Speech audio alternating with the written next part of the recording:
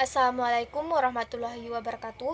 Perkenalkan, nama saya Nurul Hakiki dengan NIM A1B1222042. Baiklah, di sini saya akan mempresentasikan hasil kerja saya, yaitu mengenai beberapa materi tentang mata kuliah Psikologi Digital Kependidikan. Yuk, simak baik-baik penjelasan materi dari saya. Baiklah, materi pertama yaitu mengenai psikologi dan teknologi digital. Nah, psikologi berasal dari kata psikologi dalam bahasa Yunani yang merupakan gabungan dari kata psiki yang artinya jiwa dan logos yang berarti ilmu. Jadi, psikologi adalah ilmu pengetahuan yang mempelajari tingkah laku manusia baik sebagai individu maupun dalam hubungannya dengan lingkungannya. Nah, sedangkan teknologi internet adalah sistem global dari seluruh jaringan komputer yang saling terhubung, jarak jangkauannya tidak terbatas. Hubungan antara internet dan psikologi bisa menjadi dua makna. Yang pertama adalah pandangan terhadap internet dalam sisi psikologi, dan kedua adalah kegunaan internet itu sendiri dalam bidang psikologi. Materi selanjutnya yaitu mengenai pola pengasuhan di era digital. Nah, pengasuhan di era digital adalah bagaimana orang tua mendampingi anak sehingga bisa memaksimalkan manfaat dari lingkungan digital dan dampak negatif yang ditimbulkan. Peran penting orang tua ada beberapa, yaitu yang pertama mengakses internet bagi anak, mendapatkan beberapa konten yang positif untuk anak. Yang ketiga, anak ingin kebebasan. Yang keempat, penggunaan internet bagi anak dan komunikasi yang baik. Selanjutnya, lingkungan dan sumber belajar digital. Lingkungan belajar merupakan salah satu faktor penunjang dalam memudahkan mahasiswa untuk belajar, sedangkan sumber belajar digital merupakan alat inovatif dengan potensi lebih besar dan buku-buku teks tradisional. Manfaat sumber daya digital ada beberapa, di antaranya yang pertama kemampuan mereka untuk menyelesaikan pengalaman, yang kedua presentasi dapat bervariasi untuk memenuhi kebutuhan peserta didik. Kemudian, sumbernya digital juga dapat menggabungkan berbagai media menjadi satu cakupan. Kemudian, sumber daya digital harus memenuhi pengujian dan kepraktisan sumber daya.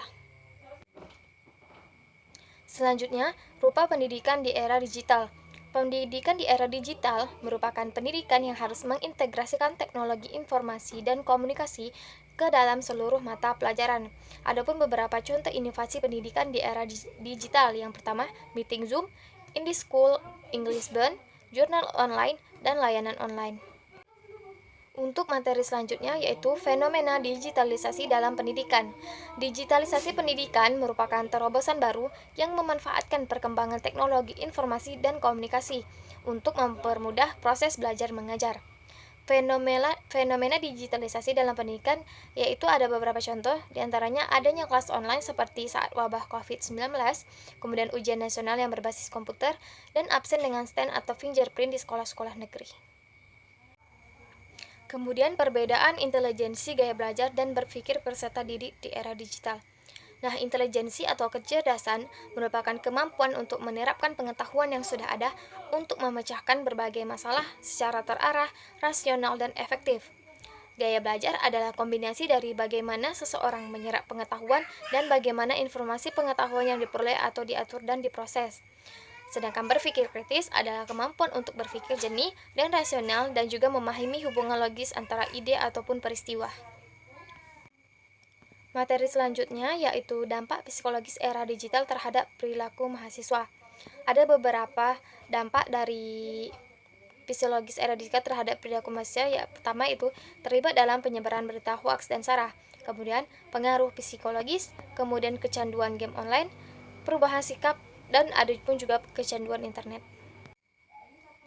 Untuk materi selanjutnya yaitu dampak psikologis COVID-19 terhadap kesehatan mental masyarakat. Pandemi memberikan dampak psikologis yang signifikan pada manusia. Ada 3 elemen dalam pandemi, yaitu elemen yang menyebabkan infeksi, yaitu virus dan bakteri, host atau manusia yang berkaitan dengan faktor psikologis dalam mengatasi ancaman penyakit tersebut, terakhir, lingkungan sosial dan fisik yang membantu manusia menghadapi pandemi, menurut Taylor 2019. Ketiga elemen tersebut saling berinteraksi, saling mempengaruhi dalam situasi pandemi. Psikologis pandemi telah mengubah psikologis manusia dalam memahami dan relasi sosial. Kesehatan mental yang dialami masyarakat akibat pandemi COVID-19 berkenaan dengan 3 masalah psikologis, yaitu cemas, depresi, dan trauma.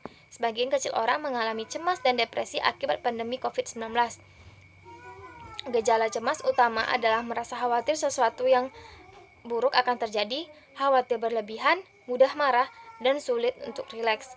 Sementara gejala depresi utama adalah muncul gangguan tidur, kurang percaya diri, lelah, tidak bertenaga, dan kehilangan minat. Untuk materi selanjutnya yaitu peran motivasi dan konsep diri dalam proses pembelajaran. Kata motivasi sendiri berasal dari bahasa Latin yaitu mover yang berarti bergerak atau move, dan motivasi menjelaskan apa yang membuat orang melakukan sesuatu, membuat mereka tetap melakukannya, dan membantu mereka dalam menyelesaikan tugas-tugas.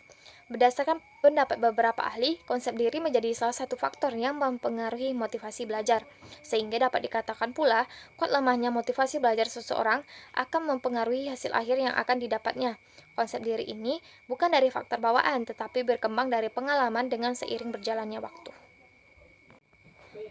Materi selanjutnya yaitu mengidentifikasi berbagai peserta didik yang berkebutuhan khusus, juga berbakat, serta pelayanannya dalam masyarakat. Adapun beberapa jenis-jenis gangguan anak berkebutuhan khusus. Yang pertama, disabilitas penglihatan, disabilitas pendengaran, disabilitas intelektual, disabilitas fisik, disabilitas sosial, anak dengan gangguan pemusatan perhatian dan hiperaktivitas, anak dengan gangguan spektrum autisme atau autism spectrum disorder, anak dengan gangguan ganda, anak dengan kapasitas menyerap yang lamban, anak dengan kesulitan belajar khusus atau specific learning disabilities, anak dengan gangguan kemampuan komunikasi, dan anak dengan potensi kecerdasan dan tata bakat istimewa. Nah, adapun beberapa karakteristik peserta didik berbakat. Yang pertama, karakteristik keberkatan akademik, karakteristik sosial atau emosi, dan karakteristik fisik atau kesehatan. Untuk materi selanjutnya yaitu kesulitan belajar. Nah, kesulitan belajar adalah suatu kondisi atau tingkah laku yang mengalami hambatan dalam mencapai suatu perubahan baik berbentuk sikap, pengetahuan maupun keterampilan. Dengan kata lain, kesulitan belajar adalah kondisi tertentu yang mengalami hambatan untuk mengadakan penguasaan tertentu dalam batas-batas potensi yang dimiliki. Nah, adapun beberapa gejala dalam kesulitan belajar. Yang pertama, menunjukkan hasil belajar yang rendah, di bawah rata-rata nilai yang dicapai oleh kelompok atau kelasnya, atau di bawah potensi yang dimilikinya. Kemudian, hasil yang dicapai tidak seimbang dengan usaha yang telah dilakukan. Menunjukkan sikap-sikap yang kurang wajar seperti acuh tak acuh, menentang, berpura-pura, dusta, dan sebagainya. Kemudian, lambat dalam melakukan tugas-tugas kegiatan belajar. Kemudian, menunjukkan tingkah laku yang berkelainan seperti membolos, datang terlambat, tidak mengerjakan PR, dan lain sebagainya. Kemudian, menunjukkan gejala emosional yang kurang wajar seperti pemurung, mudah tersinggung, dan pemarah. Untuk materi selanjutnya yaitu mengenai manajemen pengelolaan kelas. Nah, pentingnya pengelolaan kelas sebagai upaya mengatasi permasalahan siswa dan memecahkan segala permasalahan yang menjadikan kendala dalam proses pembelajaran, sekaligus membangun situasi kelas yang kondusif secara terus-menerus dengan tujuan menciptakan dan mempertahankan suasana kelas yang menunjang proses pembelajaran agar berjalan dengan efektif. Nah, ada pun beberapa pendekatan antara guru dan siswa, yaitu pendekatan kontekstual, pendekatan konstruktivisme, pendekatan pemecahan, pendekatan induktif, pendekatan deduktif, pendekatan open-ended, pendekatan saintifik, dan pendekatan proses. Nah, ada juga beberapa cara menghadapi siswa yang berperilaku bermasalah, di antaranya dekat dengan murid, membangun kepercayaan dengan murid, menceritakan tentang harapan, keterlibatan dalam pendidikan murid, dan perkenalkan dengan kesuksesan. Nah, ada pun beberapa tips sederhana untuk menjaga kesehatan mental untuk diri sendiri. Yang pertama, katakan hal positif kepada diri sendiri. Kemudian, makanlah makanan yang enak dan kita sukai. Kemudian, tuliskan hal-hal yang patut untuk disyukuri. Fokus pada satu hal dan satu waktu. Terbukalah pada seseorang. Lakukan sesuatu untuk orang lain. Olahraga, istirahat, dan tidur tepat waktu. Sekian presentasi dari PPT saya. Terima kasih atas perhatiannya dan mohon maaf bila ada salah kata. Saya akhiri. Wassalamualaikum warahmatullahi wabarakatuh.